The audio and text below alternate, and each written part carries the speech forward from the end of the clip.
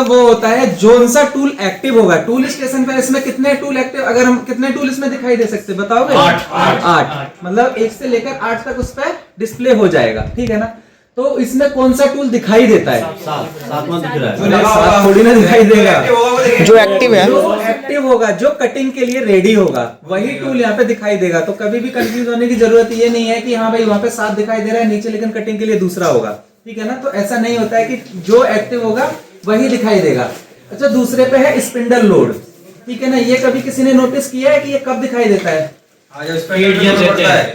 Spindle में अगर हम क्या करेंगे, सपोज कटिंग हो रही होती है तब उस पे लोड पड़ता है। हाँ, जब क्या होता है कि जब स्पिंडल चलता है ना, तो उस टाइम पे अगर हम फ्री स्पिंडल घुमाएंगे ना तो एक लाइट ब्लिंक करेगी, मतलब ऑलमोस्ट जीरो के बराबर उस पर लोड होता है। जीरो तो नहीं होता है क्योंकि जीरो में तो कोई रोटेट करेगा ही नहीं, ठीक है ना। कुछ परसेंट उस पर लोड होता है। बट क्या होता है कि जब हम मटेरियल, हम ना डिफरेंट मटेरियल यूज करते हैं, हम एक मटेरियल तो यूज करेंगे ही नहीं, ठीक है ना। तो हम देखो एमएस भी यूज कर सकते हैं, हम टेफ्लॉन जो हम ऑलरेडी यूज कर रहे हैं, एल्यूमिनियम यूज कर सकते हैं, ठीक है ना। और अपना एचएसएस भी हम यूज कर सकते हैं। एचएसएस का मतलब हाई स्पीड स्टील, ठीक है ना। और उसके बाद में, अच्छा मुझे एक बात बताओ कि सबसे ज्यादा जो क्रिटिकल कोई मटेरियल है जो इस टाइम पे मशीनिंग प्रोसेस करने के लिए, कोई बताएगा उसका नाम? जो सबसे ज्यादा क्रिटिकल है, सबसे ज्यादा हार्ड माना जाता है? नहीं, कार्बाइड होगा क्या? कार्बाइड तो अलग होता है। टाइटेनियम एक ऐसा मटेरियल है, ठीक है ना, जिसको सबसे ज्यादा प्रॉब्लम होती है मशीन करने में, ठीक है ना। उसके लिए जो इंसर्ट्स और टूल्स जो आते हैं ना, वो स्पेशल पर्पस होते हैं, ठीक है ना। बहुत ही हाई उससे मतलब इतनी उनकी स्ट्रेंथ बढ़ाई जाती है कि जो कि टाइटेनियम को काट सके।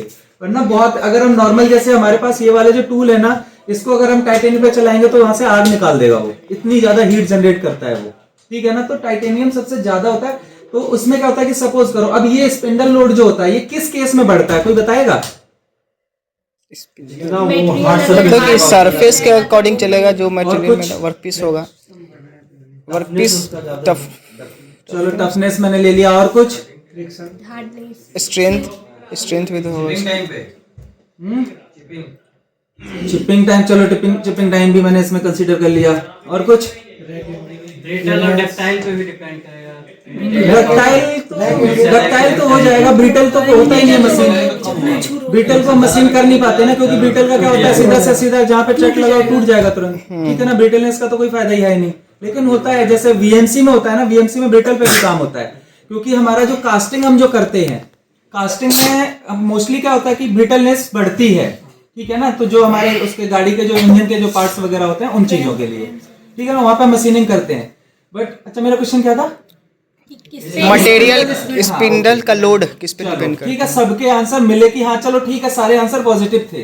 बट सबसे ज्यादा जो लोड, स्पिंडल लोड जो होता है ना, वो हमें कब दिखाई देगा? वो हमें दिखाई देगा डेप्थ ऑफ कट पर, ठीक है ना। डेप्थ ऑफ कट पर कैसे?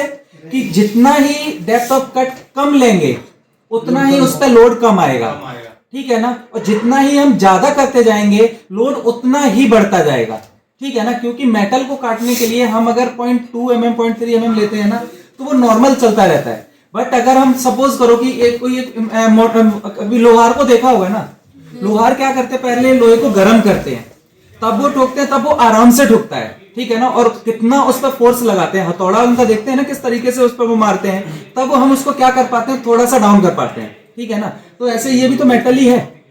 तो अगर इसको हम डेप्थ ऑफ कट ज्यादा दे देंगे, तो जब हथौड़ा वहां पे काम नहीं कर रहा है तो ये इंसर्ट भी तो दिक्कत तो करेगा ही ना। तो उस टाइम पे क्या होता है कि स्पिंडल लोड हमारा बढ़ जाएगा, ठीक है ना। और स्पिंडल लोड को मशीनों की जो स्पेसिफिकेशन होती है उसमें स्पेशली मेंशन किया जाता है कि 50 से 70 के बीच में रखा जाए लोड। उसमें क्या होगा, मशीन एफिशिएंट रहेगी, हाईली एफिशिएंट रहेगी, मेंटेनेंस कम रहेगा, बाकी सारी चीजें हैं ना सही चलेंगी। बट जैसे ही लोड बढ़ेगा, आपके देखो इस पे स्पिंडल पे लोड बढ़ने से कहां पे इफेक्ट पड़ेगा, कुछ बताएगा कोई? एफिशिएंसी पे पड़ेगा, सरफेस फिनिश और कुछ? मशीन के मैंने टाइमिंग स्पिंडल पे लोड पड़ेगा तो सबसे ज्यादा कहां पर इफेक्ट आएगा? Tool life. चलो, ये पॉजिटिव आंसर मिल गया एक। और कुछ? कैसे? लोड ज्यादा हाँ? वियर होगा ना, टूल वियर हो सकते हैं। देखो मैंने थोड़ा सा एक्सप्रेशन दिया तो थोड़े डर गए आप। एग्जैक्टली इलेक्ट्रिसिटी बढ़ेगी क्योंकि वो स्पिंडल किससे कनेक्ट है, मोटर से कनेक्ट है ना। तो जब उस पर लोड बढ़ेगा तो किसके ऊपर लोड बढ़ा, मोटर के ऊपर बढ़ा ना।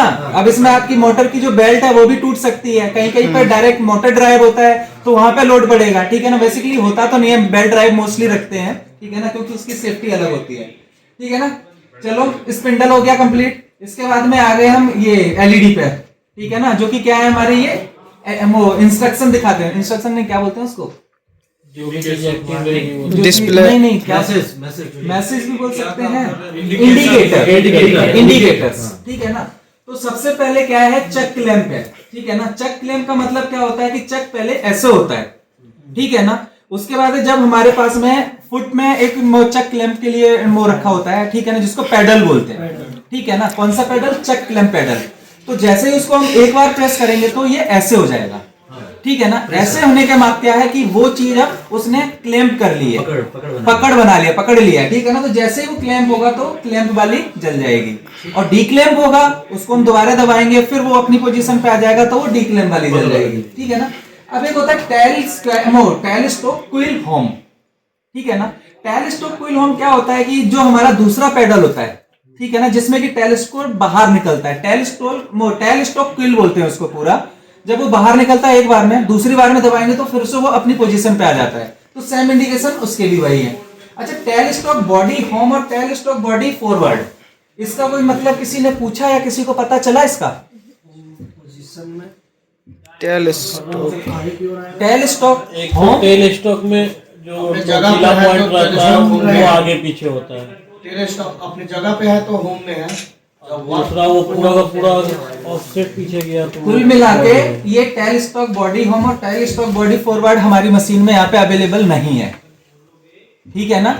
ये क्या होता है कि जो तुम्हारा क्वेश्चन था कि इसको हम आगे पीछे कर सकते हैं नहीं कर सकते हैं, ठीक है ना। जिसमें टेल स्टॉक लगा हुआ है ना पीछे, तो वो जो बड़ी बड़ी मशीनें होती हैं उनमें जो हाइड्रोलिक या न्यूमेटिक कंट्रोल होता है तो उनमें बॉडी भी आगे मूव करती है, ठीक है ना। टेल स्टॉक बॉडी आगे मूव करती है, टेल स्टॉक तो करता ही करता है, टेल स्टॉक बॉडी जिसमें कि वो पूरा कनेक्टेड है, ठीक है ना, वो भी आगे पीछे करती है, तो उसके लिए हो गया।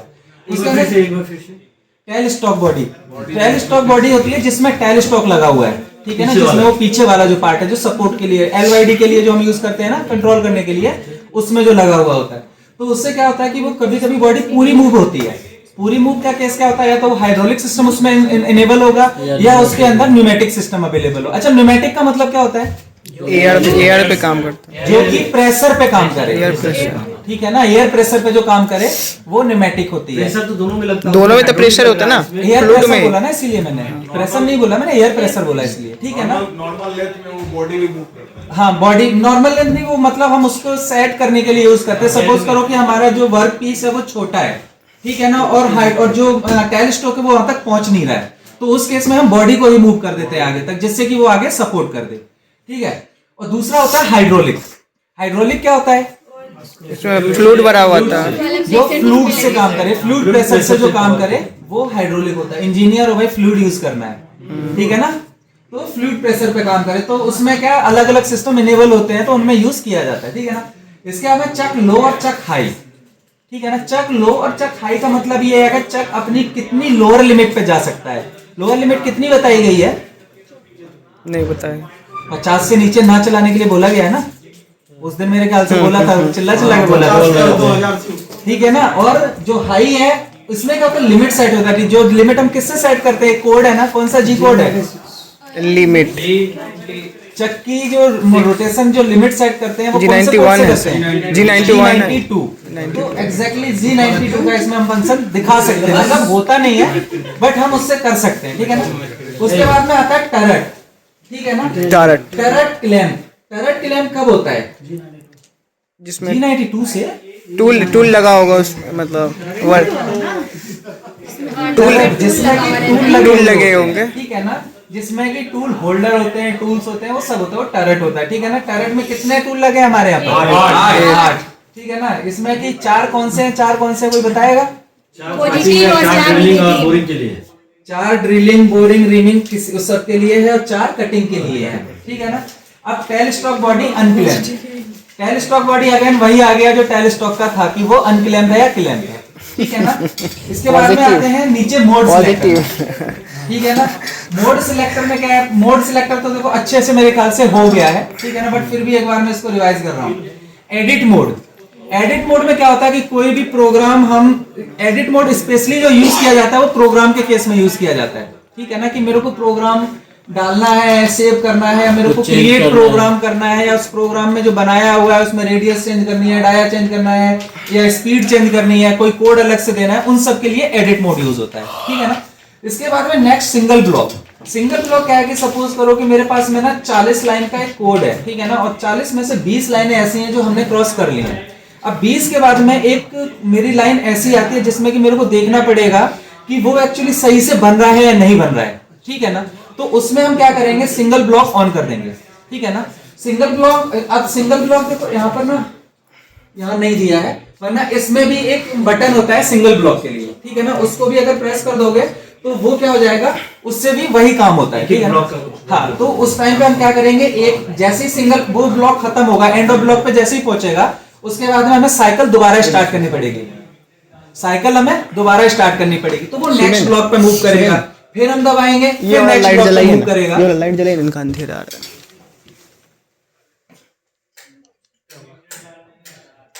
छोड़ दीजिए, ठीक है ना। तो सिंगल ब्लॉक का मतलब होता है एक एक ब्लॉक करके मूव कराना है। सपोज करो कि अब हमें ना बहुत सारे काम ऐसे होते हैं कि जिसमें हमें डर रहता है, ठीक है ना। डर का मतलब क्या है कि हमने कोई प्रोग्राम चलाया, अब उस प्रोग्राम में हमें ये लगता है कि नहीं यार ये प्रोग्राम मेरे को हो सकता है कि कहीं आगे मशीन अंदर ना घुस जाए, कहीं ऊपर ना हो जाए, कहीं उसमें ज्यादा डेप्थ ऑफ कट ना चला जाए, तो उस केस में हम क्या यूज करते हैं, अपनी सेफ्टी के लिए सिंगल ब्लॉक हम यूज करते हैं। लेकिन सिंगल ब्लॉक जो होता है कभी भी प्रोडक्शन में यूज नहीं करते हैं, ठीक है ना।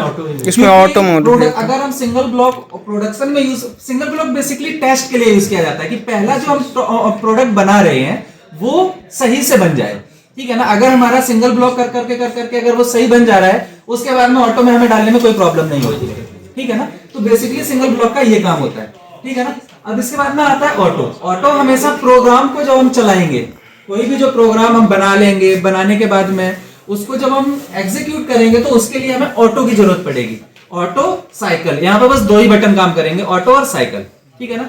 इसके बाद में आता है एमडीआई। एमडीआई का मतलब होता है कि हमें मैनुअली मशीन से कुछ करवाना है, वो भी किसकी हेल्प से, डेटा की हेल्प से।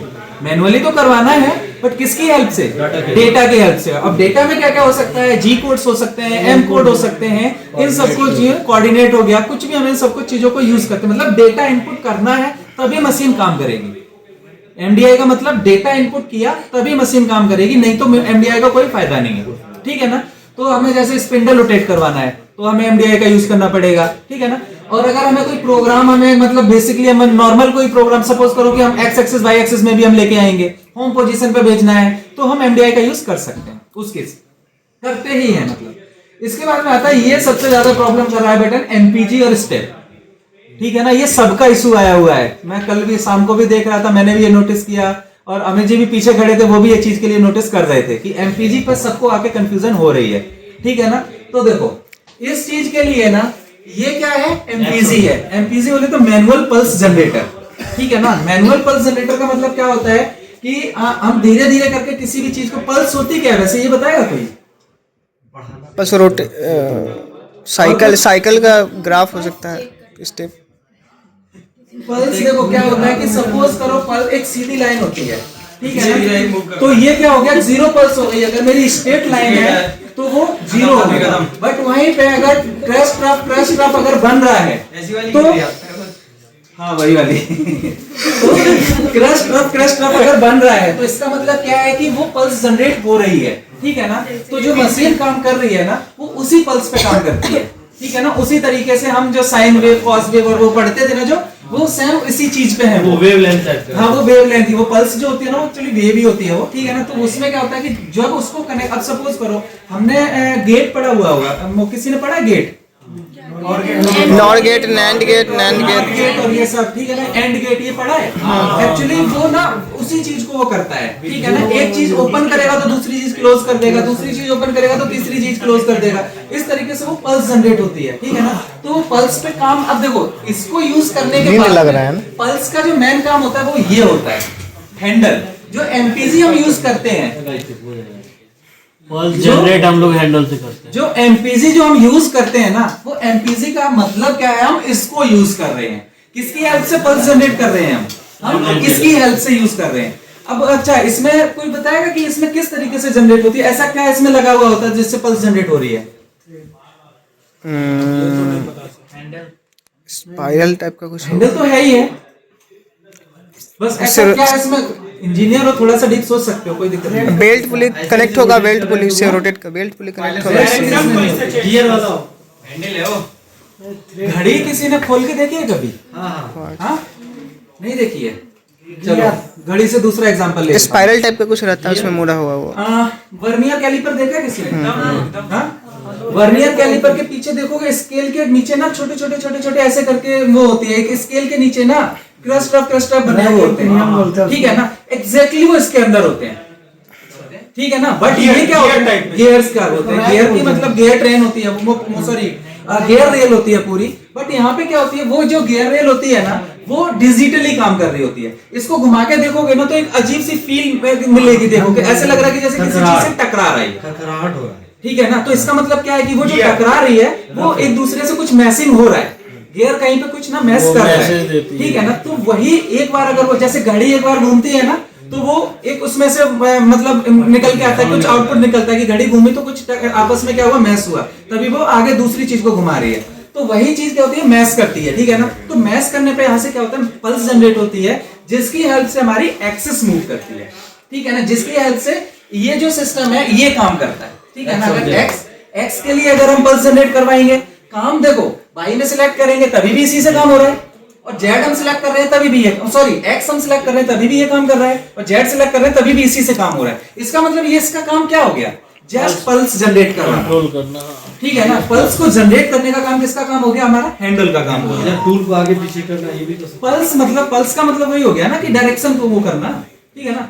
तो एक्स और जेड बोला ना मैंने, वही तो है। टूल्स में अगर करना है तो एक्स में लेके जाएंगे, और हमें अगर उसको क्या नाम लेंथ को करना है तो हम जेड ले जाएंगे, ठीक है ना?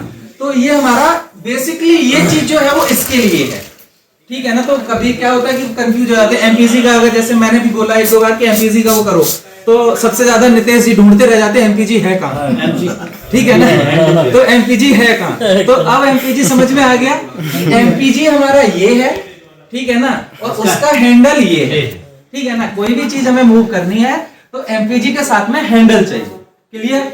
इसके बाद में आता है हमारा जोग मोड। जोग मोड में जनरली क्या होता है कि जोग मोड में हम जैसे यूज करते हैं तो जोग मोड हमारा यहाँ पर भी होता है, ठीक है ना? इसमें भी हम एक्सिस को मूव करवाते हैं, हमारा जो जेड एक्सिस और वो होता है ना, उसमें हम मूव इसको करवा सकते हैं। ये कब यूज किया जाता है, इसके लिए हमें ना यहाँ पर भी कुछ बटन है जो इसकी हेल्प से ही चलेंगे।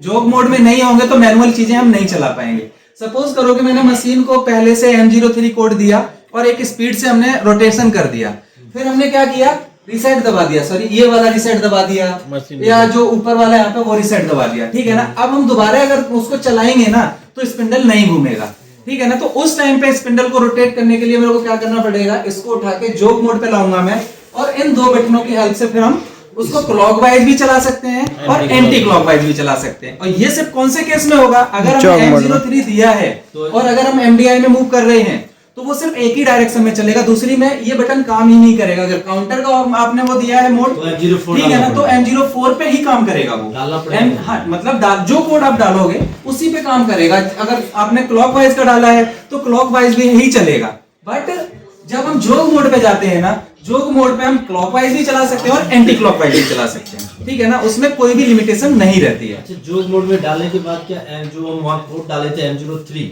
तो वो नल ऑफ वाइड हो जाएगा। बट उसको एक मशीन को ना ये मिल चुका है कि हाँ भाई मुझे पहले से एक इंस्ट्रक्शन मिला है कि मेरे को स्पिंडल घुमाना है, ठीक है ना? तो जोग मोड में वो दोनों साइड घुमा देगा। हाँ, स्टॉप करने के लिए ये है, अगर क्लॉकवाइज है तो ये, एंटी क्लॉकवाइज है तो ये, ठीक है ना? काउंटर क्लॉकवाइज भी बोलते हैं, एंटी क्लॉकवाइज भी, सेम वही चीज होती है, ठीक है ना? इसके बाद में आता है ZRN। ZRN सबसे सिंपल और सबसे आसान चीज है पूरी मशीन में, ठीक है ना? ZRN का मतलब है होम पोजीशन, सेफ पोजीशन, जहां पे जाके सारी चीजें क्या होती हैं, जो मशीन हमारी रिसेट पोजीशन में होती है उस तरीके से होम पोजीशन हो जाती है, ठीक है? इसके बाद में आता है नेक्स्ट फीड ओवरराइड। अच्छा, फीड क्या होती है? फीड का बहुत सारा क्वेश्चन वो चल रहा है कि फीड होती क्या है? कटिंग करने का एक पैमाना, एक मेजर कितना काट सके? कितना स्पीड से कटिंग करेगा? नहीं, जो हम प्रोग्राम उसमें सेट कर दिए ना, उसको मशीन को दिखाना। वो सब तो नहीं है। जैसे हमारा एक टाइमिंग के एक सर्टेन टाइम में कितना कटिंग करना होगा, मतलब एक फिक्स फीड पर मिनट हो गया ना। टूट का पेनिट्रेशन का स्पीड है वो। अच्छा, जनरल लैंग्वेज में अगर मैं बोलूँ फीडिंग कराते हैं, तो फीडिंग कराने का मतलब क्या होता है? खाना खिलाना। खाना खिलाना। तो इस केस में अगर हम जाएं फीड ओवरराइड, इस केस में जाएं तो फीड का मतलब होता है आगे बढ़ाना, ठीक है ना। मतलब एक एक्सिस पे उसको मूव करने की जो चीज होती है, मूव करने की जो सिचुएशन होती है, उसे फीड बोलते हैं, ठीक है ना। अगर हम फीड बंद करेंगे तो हम चाहे कितना भी कर लें, हमारा टरट आगे नहीं जाएगा, ठीक है ना। तो वो आगे नहीं जाएगा जब तक हम फीड ओपन नहीं करेंगे, इसको बढ़ाएंगे, ठीक है ना। और ओवरराइड का मतलब क्या होता है कि जितनी परसेंटेज उसको दी हुई है उस परसेंटेज से एक्स्ट्रा करना, ठीक है ना। उसका मतलब क्या, अब ये देखो कोई भी क्या होता है कि मैक्सिमम अगर परसेंटेज कहीं पे देखो तो 100% बोलते हैं ना लोग, यार 100% पे कर लो आप, ठीक है ना। 100% से ऊपर कोई ज्यादा नहीं बोलता है, बट यहाँ पे आपको क्या है 150 मिला हुआ है, तो इसका मतलब क्या है कि आपकी जितनी फीड है उससे 50% और आप एक्स्ट्रा कर सकते हो, ज्यादा खाओ, ठीक है ना। तो ज्यादा बढ़ाओ, यहाँ पे बढ़ाओ है, ठीक है ना। तो अगर हम फीड 150% कर देंगे तो फीड उसकी बढ़ जाएगी, ठीक है ना। तो अब देखो फीड ये हो गया फीड का। अब आता है रैपिड ओवरराइड और एमपीजी स्टेप फीड, ठीक है ना। रैपिड का ये बटन हमारा कब काम करता है? ये हमेशा स्पीड बढ़ाना का काम करता है। किस चीज की? जैसे मशीन ऊपर से नीचे आई, प्रोग्राम मेरा चल रहा है, ठीक है ना। अगर मैं इसको, ये हमेशा कटिंग के केस में हम ज्यादा यूज करते हैं, बेसिकली ये कटिंग के लिए यूज की जाती है, ये वाली कौन सी? रैपिड ओवर और आईएमपीजी वाला, ठीक है ना। इसमें क्या होता है कि एमपीजी वाला, इसमें क्या होता है कि जनरली हमारी जो कटिंग होती है ना, वो हमेशा इसमें या इसमें होती है, ठीक है ना। इन दोनों में मतलब 0.01 माइक्रोन है ये, ठीक है ना। ये हमारा 0.01 माइक्रोन है, 0.001 ये है, ठीक है ना। तो जो सबसे कम है, यानी कि उसमें अगर मशीन मूव भी कर रही होगी ना तो आपको पता ही नहीं चलेगा कि कितनी मूव कर रही है मशीन, ठीक है ना। तो जनरली हम क्या होता है 0.01 मतलब 10 माइक्रोन की उस पे हम मशीन को वो करवाते हैं, जिससे कि होता है फिनिश अच्छी आती है, ठीक है ना। और टूल का बियर भी कम होता है, हर चीज अच्छी रहती है इस वाले मोड, इस वाले पे।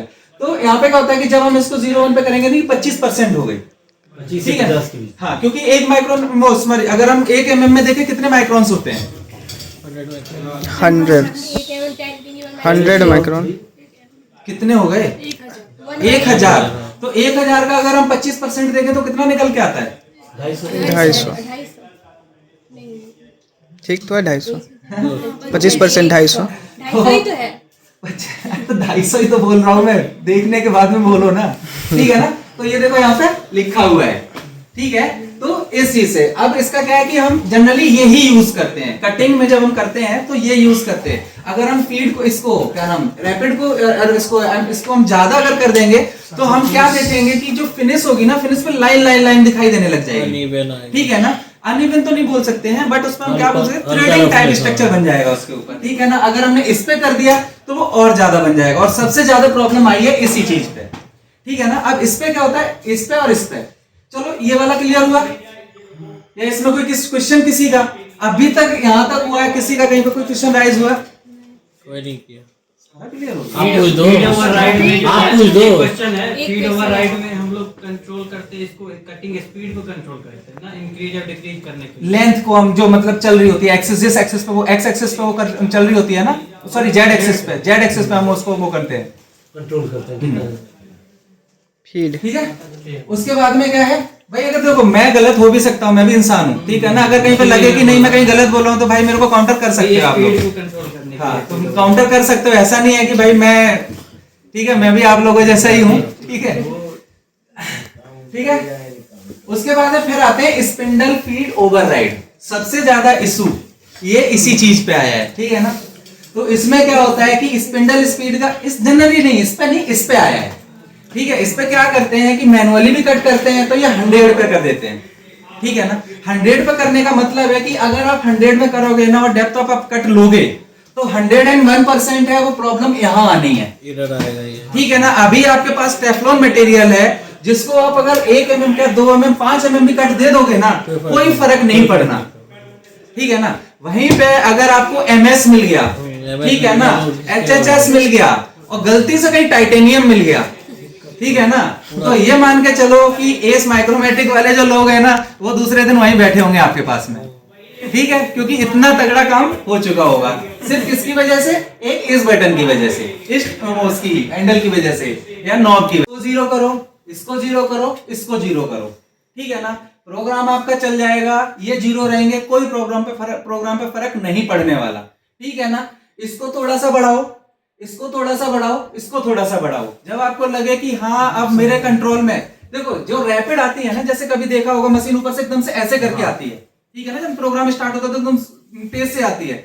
तो अगर उस केस में क्या हुआ, अगर आपका गलती से ऑफसेट गलत हुआ, ठीक है ना, कब है प्रोग्राम हम जब चलाते हैं उससे पहले ऑफसेट लेते हैं ना, तो गलती से क्या हुआ कि गलती से आपने ऑफसेट, जैसे सपोज करो ये मेरा वर्क पीस था और आपने ऑफसेट लिया, तो आपने माइनस की जगह प्लस -2 की जगह आपने -20 कर दिया, तो वो वैल्यू कहाँ आ गई, यहाँ पर आ गई, ठीक है ना। तो जैसे ही रैपिड में यहाँ से मशीन आएगी ना, तो वो सीधा इस पे ही मारेगी आगे, ठीक है ना, हाँ बिल्कुल टकराएगी आगे। तो उसी केस के लिए क्या है, अगर मेरा ये फीड ओवरराइड में कम होगी और रैपिड मेरा कम होगा, तो मशीन बिल्कुल धीरे धीरे करके आएगी, ठीक है ना। तो आप यहाँ पे अंदाजा लगा सकते हो कि जब यहाँ पे, और दूसरी चीज, जब भी मशीन कट होती है ना, कट करने वाली होती है, मशीन आने वाली होती है, तो इस चीज पे ना नजर रखे, हमें वर्क पीस पे नजर रखनी होती है, टूल पे नजर रखनी होती है, जो कि आप लोग नहीं कर पा रहे हो, ठीक है ना। आप लोग कहाँ पे ध्यान देते हो, मैं टोकता भी हूँ, साइकिल चला रहे हो तो हैंडल पे ध्यान नहीं देना है, रोड पे ध्यान देना है, ठीक है ना। तो क्या करना है कि रोड पे ध्यान देना है, ना कि हैंडल पे। तो हैंडल को छोड़ दो, ठीक है ना, इनको हाथ में रखो और इधर अपनी नजर रखो, जिससे कि एक्सीडेंट कहाँ होगा, यहाँ कुछ नहीं होगा एक्सीडेंट में, एक्सीडेंट वहां होने वाला है, क्योंकि मूविंग जो पार्ट है वो वहां पर है, ठीक है। तो वहां पे जाओगे तो धीरे धीरे करके अगर जाएगी तो आप अपने आप पोजीशन देख सकते हो कि मशीन मेरी सही जा रही है या गलत जा रही है। सही जा रही है 0 करके रिसेट मारो, तुरंत दोबारा चेक कर लो। ये होती है हमारी सेफ्टी, जो सबसे ज्यादा प्रॉब्लम आई, क्योंकि कल एक मटेरियल काट रहे थे, कौन ये काट रहे थे, नितेश सर, ठीक है ना। इन्होंने क्या किया, इसको पूरा करके, और दूसरी चीज, हाँ जब कट करते हैं ना, तो इस चीज को ना पकड़ के ऐसे करके यूज करना चाहिए, जब एकदम नजदीक हो तो। हाँ जब बिल्कुल पास में होते हैं ना, कटिंग में का बड़ा यूज करते हैं। तो ये चीज यूज करने के लिए। और नितेश सर कल क्या कर रहे थे, ये पकड़ा और ये जनरेटर चला दिया, ठीक है ना। अरे सर लास्ट वाला जो जिसमें मोटी वायर निकली थी, नजर सब रहती है, ठीक है ना, CNC पे। ना सही बोल रहे हैं हम आपके पास, ठीक है ना। तो इन्होंने क्या किया, इसको ऐसे घुमा के, इसको घुमा के एकदम नीचे लेके आए और तुरंत एक्स किया और स्टार्ट हो गए, ठीक है ना। तो उस केस में क्या हुआ था, जाने वाला मेरा ही नाम, तो बहुत मोटी, अरे तो क्या हुआ भाई, गलती करने से आदमी सीखता है ना, उसमें कोई दिक्कत नहीं है भाई। उदाहरण तूने नाम, चलिए उदाहरण एज एग्जांपल, ओके, हाँ? ठीक है। तो इसमें क्या होता है कि हमेशा इस नॉब का सबसे ज्यादा ध्यान रखना पड़ेगा आप लोगों को, अगर आपने आप में सेफ रहना है तो, ठीक है ना। ये तेज कर दोगे ना, कोई प्रॉब्लम नहीं होगी स्टार्टिंग में, इसको तेज रखोगे कोई प्रॉब्लम नहीं होगी, बट इस पे आपको अपना हाथ रखना पड़ेगा, रैपिड को हमेशा, ठीक है ना। रैपिड को हमेशा अपने हाथ में रखना पड़ेगा। रैपिड एक ऐसी चीज है कि जो आपकी बिल्कुल नहीं सुनेगी अगर आपने इस पे कंट्रोल छोड़ा तो, क्योंकि टर्रेट इसी से कंट्रोल होता है, सीधे जाके वही चीज मूवमेंट के लिए मैंने बोला ना, अगर आपका जब प्रोग्राम चल गया तभी भी आपको जरूरत पड़ेगी और वहां पर भी जरूरत पड़ेगी। तो इसमें करोगे, अगर प्रोग्राम चलते पे किया तो उसको थ्रेड बना देगा, आप कट कर रहे हो फिनिश सरफेस बना दिया उसने कुछ और ही हो जाएगा, ठीक है ना, तो वो भी गलत है। तो इसलिए हमेशा इसको मोस्टली, अगर मोस्ट प्रोबेबल क्या नाम कंडीशन अगर हम देखें तो या तो 25 पे रखो या 50 पे रखो। 50 पे ना ऐसे केस में रखो जब आपको दिख रहा है कि हाँ ऊपर से नीचे मेरे को रफ चलाना है, मैं रफ में मतलब कहीं पे कुछ दिखाई नहीं दे रहा, टकराने की कोई दिक्कत नहीं है, कुछ भी नहीं है, तो 50 पे आप रख लो। और ना जैसे ही आप वर्क पीस के पास में आते हो, सबसे पहले आपका ध्यान कहाँ जाना चाहिए, इस पे, ठीक है ना। प्रोग्राम अगर आप एग्जीक्यूट करते हो, ऑटो पे जैसे ही आप गए, यहाँ से ऑटो पे गए, तो सबसे पहले आपका जो ध्यान है ना वो यहाँ होना चाहिए।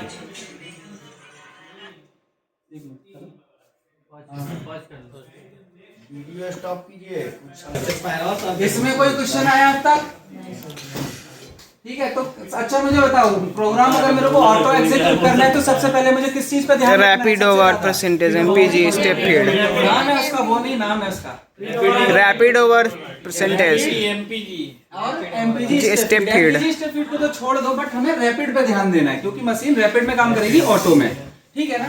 तो सबसे पहले हमने इसको ऑटो किया, ठीक है ना। ऑटो करने के बाद में साइकिल स्टार्ट अगर हमने किया तो साइकिल स्टार्ट से पहले हमें इस पे ध्यान देना है, साइकिल चलाने के बाद पहले इसको हमें पहले ही 0 कर देना है, ठीक है ना। उसके बाद हम साइकिल चलाएंगे, उसके बाद में हम इसको 1 पॉइंट उठाएंगे, तो 1 पॉइंट से जो रैपिड होगी ना उसकी कितने पे चल रही होगी 0.001 पे, ठीक है ना। इतनी धीरे धीरे वो वहां से स्टार्ट होगा, बट वहां पर भी उस स्पीड में भी ना बहुत स्पीड होती है, ठीक है ना। आपको ध्यान भी नहीं रहेगा, अगर आपने थोड़ा सा भी गलती की तो वो सीधा आ जाएगा, ठीक है ना। जब आपको लग रहा है, जब ये वर्क पीस के पास में पॉइंट 1 तक आप ले आओ कोई प्रॉब्लम नहीं, जैसे ही वर्क पीस के पास आ जाए तो इसको और कम कर लो, ठीक है ना। जिससे कि हमें ये एग्जैक्ट क्लियर हो जाए कि जहां हमने ऑफसेट जिस पॉइंट पे दिया है उस पॉइंट पे आके मशीन रुकी है या नहीं रुकी है। हम सेफ्टी के लिए कितना यूज करते हैं 10 mm यूज कर लेते हैं ऊपर, डाया पे ऊपर, और जेड में हम 2, 3, 5 mm तक हम पीछे कर लेते हैं, ठीक है ना। तो अगर वहां पे आके मशीन रुकी है तो इसका मतलब आप अपनी तरफ से क्या श्योर हो सकते हो कि हमने जो ऑफसेट लिया है वो सही है, ठीक है ना, वो हमारा ठीक है। और ऑफसेट सबसे ज्यादा इंपॉर्टेंट है मशीन ऑपरेशन के लिए, सबसे ज्यादा, क्योंकि यही एक ऐसा टॉपिक है या ऐसा वो क्या नाम ये चीज उसको बोल सकते हैं कि जिससे कि एक्सीडेंट कंट्रोल किया जा सकता है। कंट्रोल क्या, वो तो पूरा ही है, ठीक है ना, हर चीज में है। आप वर्क पीस को अगर आप कोई को वर्क आप कर रहे हो उसको आप अच्छे से बना सकते हो, ठीक है ना। तो उसके लिए सबसे ज्यादा इंपॉर्टेंट है, अगर आप प्रोग्राम एग्जीक्यूट करवा रहे हो तो आपको मैंडेट है ये कि आपको उसका वो लेना ही पड़ेगा। ऑफसेट लेना आना दूसरी चीज, एक चीज और इंपॉर्टेंट चीज आपको मैं बता देता हूँ, वो क्या है, आपको ऑफसेट हर बार किस चीज का लेना पड़ेगा, ठीक है ना। सपोज करो कि हमारे यहाँ पे जो प्रोडक्ट था वो कितने डाया का प्रोडक्ट था 42 का, और सभी लोग ऑलमोस्ट मेरे को लग रहा है कि जिसने भी काम किया 42 पे ही काम किया है, ठीक है ना। तो इस केस में क्या होता है कि अगर सपोज करो मैंने ना एक्स में एक बार 42 पे मैंने ऑफसेट ले लिया, ठीक है ना, उसके बाद में आप चाहे 20 के 20 लोग ना 42 का डाया लेके अगर आप जाएंगे ना और 42 के डाया पे अगर आप काम करेंगे आपको कभी कोई प्रॉब्लम नहीं आएगी, ठीक है ना। किस डायरेक्शन में, एक्स डायरेक्शन में, एक्स डायरेक्शन सॉरी डायामीटर वाले में, ठीक है ना।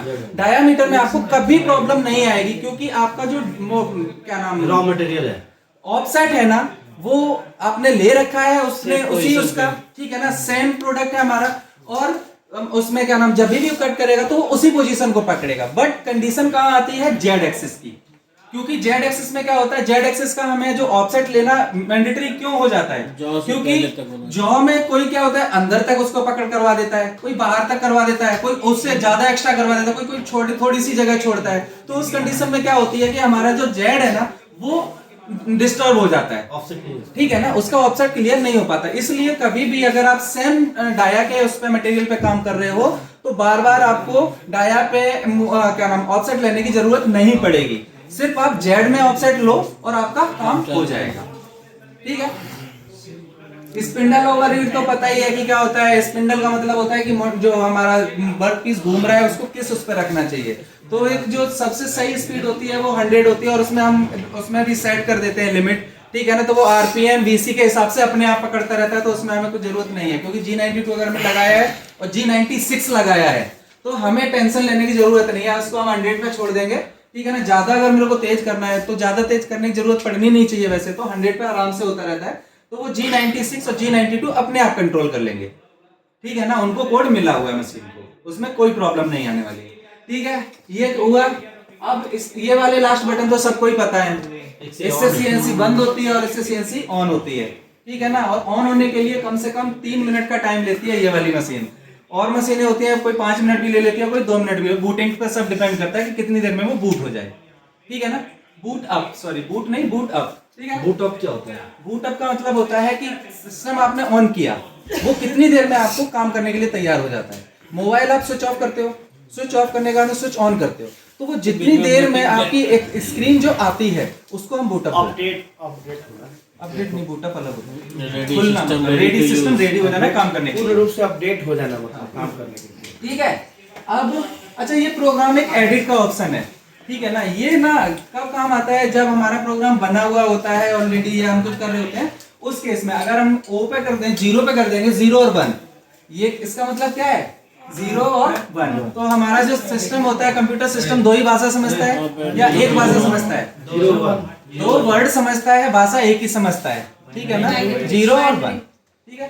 तो वो वही चीज है, ठीक है। उसके बाद में इसमें और कोई, अच्छा इधर रह गए, अब आते हैं 0 पे मतलब कि आप एडिट नहीं कर सकते हैं, 1 पे एडिट कर सकते हैं। हाँ 1 पे एडिट कर सकते हैं हम। 0 का मतलब नो और 1 का मतलब यस, ठीक है ना। इसके बाद में ये आता है स्पिंडल कंट्रोल है, जो मैंने ऑलरेडी बता दिया, जॉग मोड से ये कंट्रोल कर सकते हैं, ठीक है ना। जॉग में हम करेंगे, हम काउंटर क्लॉकवाइज भी घुमा सकते हैं और क्लॉकवाइज भी घुमा सकते हैं। इसके बाद में आता है ऑक्सिलरी फंक्शन। ऑक्सिलरी का मतलब क्या होता है? ऑक्सिलरी का मतलब क्या होता है? सहायक। भाई वाह, ऑक्सिलरी यहाँ पर आ गया हूँ मैं। ऑक्सिलरी का मतलब क्या होता है? जैसे जो उसके साथ जो एक्स्ट्रा चीज हो या जो चीज को हेल्प करे उसको और एनहेंस करने में, ठीक है ना। मेन फंक्शन को हेल्प करती है, उसको हम ऑक्सिलरी बोलते हैं। मोबाइल के साथ में हमारी जो एक वो आती है, हेडफोन आता है, ठीक है ना, जो उसमें कनेक्ट करके, तो कौन सी वो नीचे उसके लिखा हुआ आता है, ऑक्स लिखा होता है ना। तो ऑक्स मतलब ऑक्सिलरी, मतलब स्पीकर तो फोन में है ही है, साथ में आप ये भी यूज कर सकते हैं, ठीक है ना। तो उसी तरीके से मतलब तो उसमें फंक्शन तो है ही, बट इसके बाद में ये भी फंक्शन आप यूज कर सकते हैं। अब इसमें जैसे ये है CONVRFWD, ठीक है ना, इसका मतलब होता है कन्वेयर। कन्वेयर का मतलब ये होता है कि जो आपकी चिप्स गिरेगी कट के, तो मशीनों में कन्वेयर लगा हुआ होता है, वो चिप्स ऑटोमेटिकली बाहर निकालता रहता है, ठीक है ना। तो इस मशीन में नहीं है वो, ठीक है ना, क्योंकि ये ट्रेनिंग पर्पज से लाई गई है। उसके बाद में आता है कन्वेयर रिवर्स। अगर सपोज करो कि कन्वेयर हमने चलाते गए लास्ट में जाके जहाँ पे इसका जो बहुत ही नैरो रास्ता होता है, जहाँ से वो निकलेगा ना वो नैरो होता है। सपोज करो कि इधर से इतना मटेरियल था, वहां पे जाके वो फंस गया, तो हम उसको क्या कर सकते हैं, या हमारा कुछ चीज गिर गया तो उसको हम रिवर्स कर सकते हैं, ठीक है ना। उसके बाद डोर ओपन क्लोज, जो कि वो देखा होगा सेफ्टी पर्पज से जो चलता है। ये क्या होता है कि जब हमारा ऑटो होती है ना मशीन, तो उसमें क्या करें, जैसे ही आप इसको दबाएंगे ना, इसको डोर ओपन क्लोज को, अपने आप ओपन हो जाएगा, अपने आप क्लोज हो जाएगा, ठीक है ना। ये ऑटोमेटिक जो हाई फाई जो मशीनें होती हैं उनमें ये चीजें की जाती है, अपने वाले में नहीं है ये, ठीक है।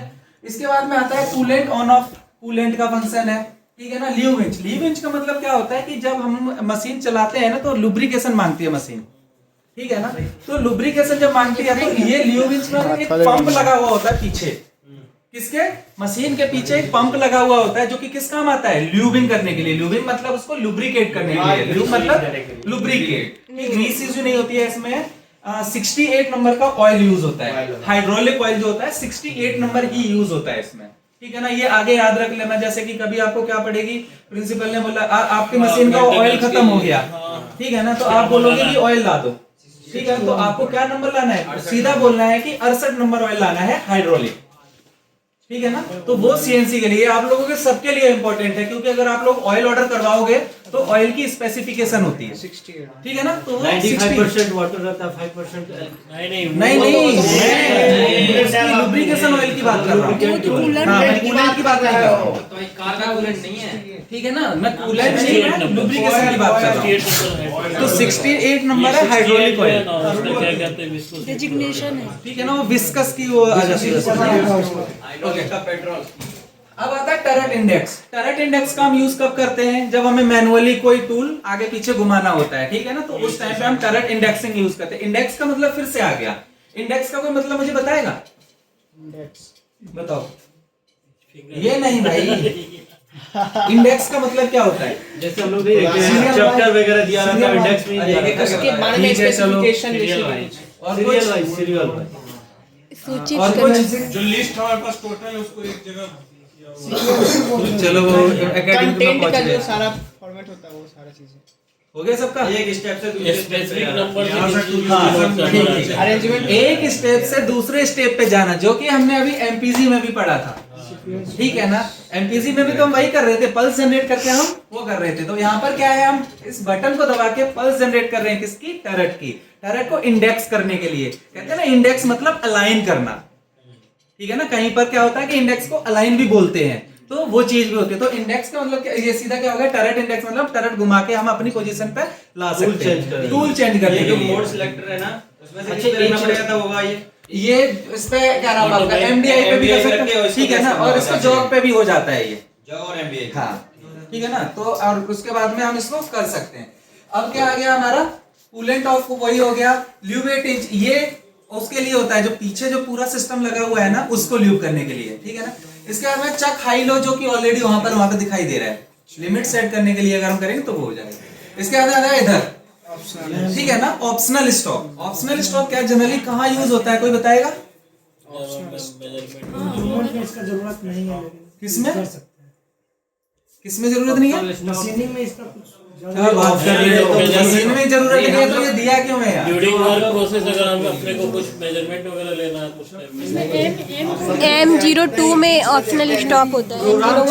जॉब बना रहे हैं ना, 2 वो देखने के लिए कुछ एडिट करना है तो चाहे आप जॉब स्टॉप डाल M0 सेकंड के लिए वो तो G0 में स्पिंडल वाला होता है। स्टॉप के लिए ड्वेलिंग अलग होती है M04 बट अगर प्रोग्राम चल रहा है ऑप्शनल तो- स्टॉप होता है ना, ऑप्शनल स्टॉप का कोई टाइम नहीं होता है, ठीक है ना। ऑप्शनल स्टॉप हम तब यूज करते हैं जब हम मल्टीपल किसी चीज पे ना मल्टीपल हम काम कर रहे होते हैं एक वर्क पीस पे, तो उस टाइम पे हम क्या करते हैं कि हमने एक प्रोग्राम दिया, ठीक है ना, और हमें ये लगा कि यहाँ पे इस प्रोग्राम को देखने के बाद हमें ये चीज करनी है कि आगे का जो हम फंक्शन करेंगे, आगे का जो हम प्रोसेस करेंगे वो ठीक होगा या नहीं होगा। तो हम क्या कर देते, पूरा प्रोग्राम हमारा रन कर जाएगा जहां पर M05 लग जाएगा। M05 होगा, देखो ऑप्शनल स्टॉप M01 हाँ सॉरी 01 M05 स्पिंडल का है वो, ठीक है। M01 जहां पर लग जाएगा, अगर देखो हमने प्रोग्राम में M01 डाला, ठीक है ना, और इस बटन को अगर ऑन नहीं किया तो वो नहीं रुकेगा, वो कंटिन्यू पूरा रन कर देगा, ठीक है ना। बट अगर हमने ऑप्शनल स्टॉप डाला हुआ है और हमने ये अगर लगा दिया, ऑप्शनल स्टॉप को अगर पुश कर दिया, प्रोग्राम में M01 डाले हैं, इसको दबा दिया, इसको अगर नहीं दबाया तो वो पूरा एग्जीक्यूट कर देगा, M01 को वो स्किप कर देगा, ठीक है ना, बाईपास करके वो निकल जाएगा।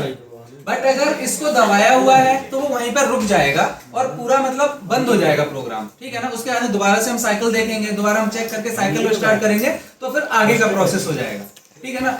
M30 का होता है प्रोग्राम रीड एंड रिसेट। ठीक है ना। अगर 30 हमने डाल दिया तो प्रोग्राम अगर दोबारा चलाएंगे तो शुरू से चलेगा, वहीं से आगे नहीं बढ़ेगा। वहां का मतलब क्या है कि ये प्रोग्राम हमारा एंड हो चुका है, ठीक है ना। हाँ, रीसेट भी हो गया साथ में। अब अगर दोबारा चलाओगे तो स्टार्टिंग से चलाना पड़ेगा, ठीक है।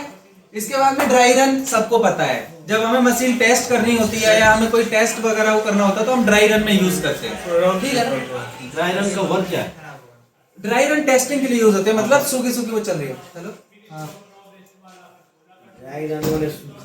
अब क्या हुआ भाई थोड़ा रिफ्रेशमेंट दे करते हैं या कि हमें मतलब उसमें कुछ काम नहीं करना, सूखा दौड़ाना एक तरीके से, ठीक है।